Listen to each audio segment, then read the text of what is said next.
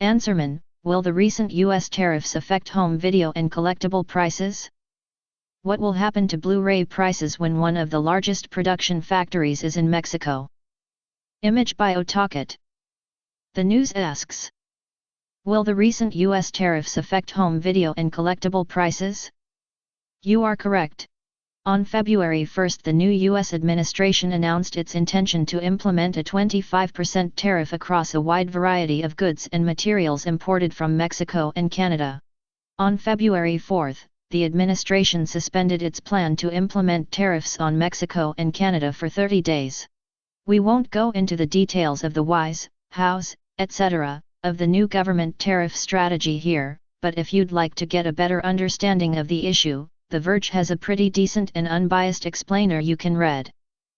I rang around some of my friends working within the North American anime distribution industry to find out what a 25% tariff on goods and materials manufactured in Mexico would have on the price and availability of Blu-ray, UHD, and DVD. The good news is that there is a consensus that, while unwelcome, the relative cost increases would be manageable and likely to be absorbed by the distributor. It is important also for home video consumers reading this to understand that Blu-ray and UHD pricing does not increase in $1 increments.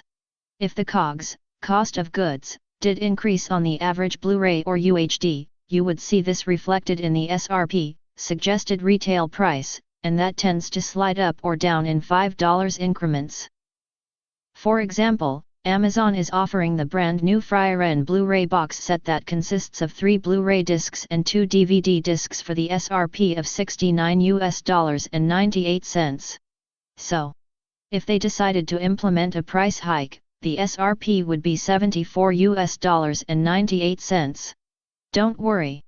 The SRP is generally always a guide price, and once you factor in the file discount the retailer receives and their own dynamic pricing, you'll generally be shelling out 60 to 70% of the SRP and up to 50% of SRP if you find a pre-order bargain. The above example does provide an interesting window into the folly of tariffs in general. Even if the powers that be decided to implement them on a handful of specific foreign products or brands, it can have the unintended consequence of causing price inflation across the board.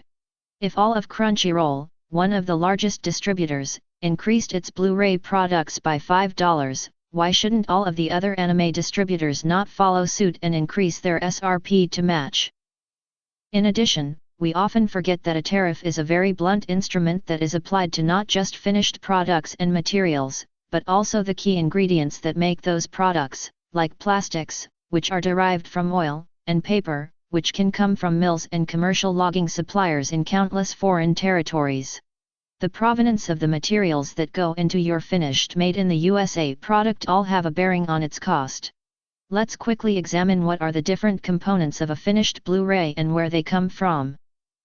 Blu-ray disc, Mexico, equals 25% tariff. Paper inlay, USA, equals 0% tariff. O-card, USA, equals 0% tariff. Plastic BD case, China, equals 25% tariff. Plastic shrink wrap, USA, equals 0%. It is also worth underlining that the discs and packaging are not the most expensive part of your finished Blu-ray product. The highest cost by far is the content acquisition cost. That's the price the distributor has paid to license the anime series or movie you are purchasing. That accounts for more than 70% of the total COG. Thankfully, intellectual property rights are tariff-free. As mentioned above, the threat of tariffs on Mexican exports has receded for the moment. As a result, there is no immediate impact on the cost and supply of packaged physical media to US-based distributors. As a result, none of the major home video distributors have issued official communications to the trade or consumers regarding this issue, which, for the moment, is a non-issue. As such, there is no need for any of them to go on the record for Answerman at this time, which is understandable. The information I am sharing with you here is anecdotal industry information and information based on my own experience and understanding of home video manufacturing and distribution. There are 3 North American Blu-ray replicators that I know of, and only one of them, Vantiva, formerly Technicolor, has its replication plant situated in Mexico. The other two are CD video manufacturing in Santa Ana, California, and optical media manufacturing in Indianapolis. Other companies claim to have domestic replication services, but they outsource it to one of these three major vendors. Vantiva is best known as a disc manufacturer because they do most of the replication for Studio Distribution Services, SDS, a third-party service and logistics provider that handles most of the major studios' home video manufacturing and distribution needs. I think that the only anime company that uses SDS directly is Viz Media. However, it is worthwhile to note that last year, Sony Pictures Home Entertainment, SPHE, signed a long-term deal with them as well. As you know, Crunchyroll is a wholly owned Sony company. I am not certain whether or not SPHE distributes Crunchyroll's Blu-ray for them. I recall that Universal Pictures Home Entertainment, UPHE, was the home video distributor for Funimation in the USA and Canada. I believe that it is likely that most of Crunchyroll's Blu-ray discs are being manufactured in Mexico by Vantiva, but I am happy to be corrected on this assumption. Blu-ray replication costs are, on a per-disc basis, not that expensive. A single disc with case, inlay, O-card, and shrink wrap costs around $2 to manufacture. A 4-disc box set might cost $5. A 25% tariff won't change things too much, but it might be enough for some publishers operating on more limited volumes of trade to change vendors. I doubt it would cause the biggest home video distributors to change vendors though, and to be honest with you, where are they going to go if there are only 2 domestic USA disc manufacturers to go to? I bet you there is very little cost benefit in moving to a domestic vendor immediately, and we don't know if they have the spare capacity to take on a much greater volume of discs. Nor do I know the price differential between these 2 domestic manufacturers and their Mexican rivals. What about Chinese imports? 2 different things are happening in USA/China trade relations currently.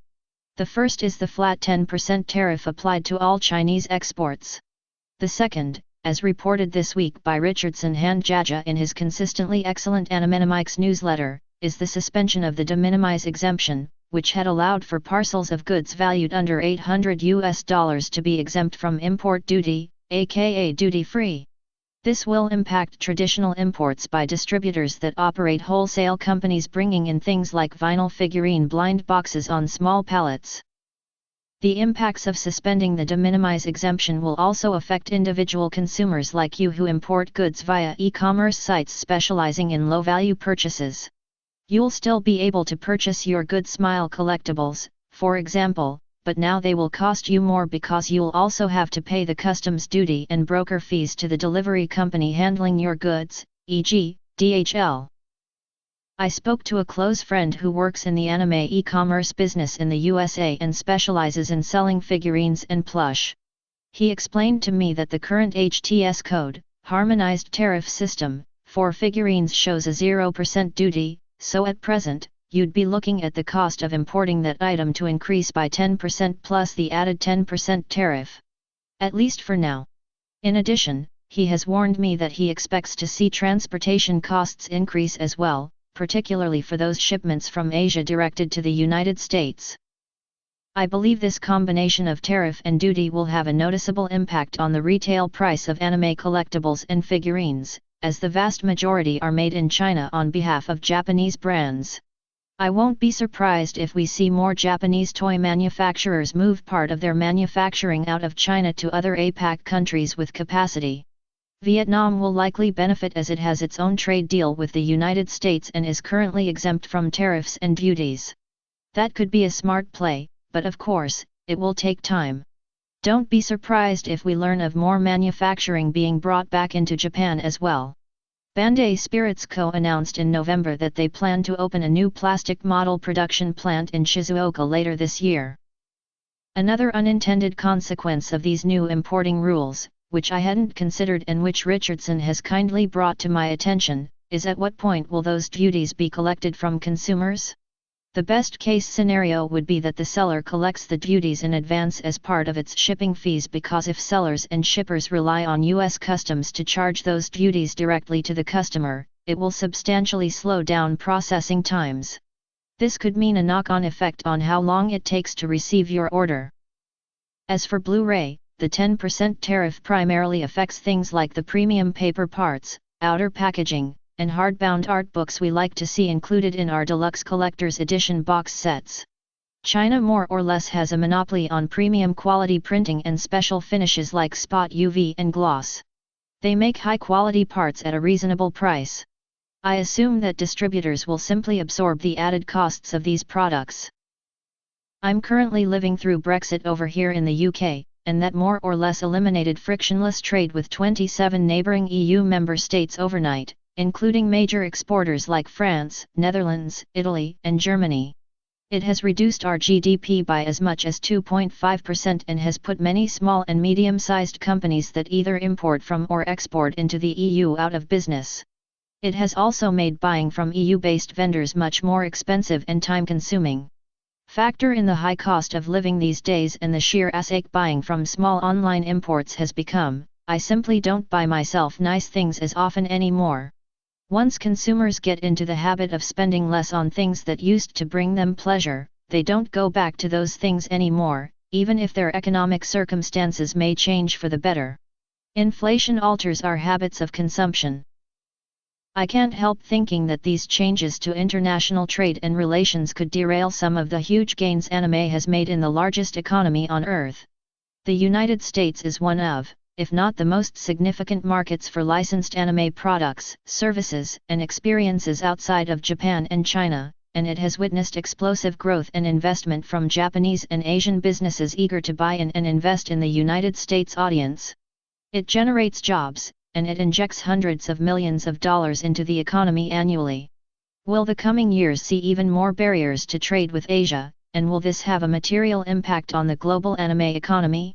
Could it cool it down, and if that were to happen, would it permanently impact the industry's growth? Explainer. What is an import duty? Import duties, also known as customs duties or import taxes, are a percentage of the value of goods imported into the United States.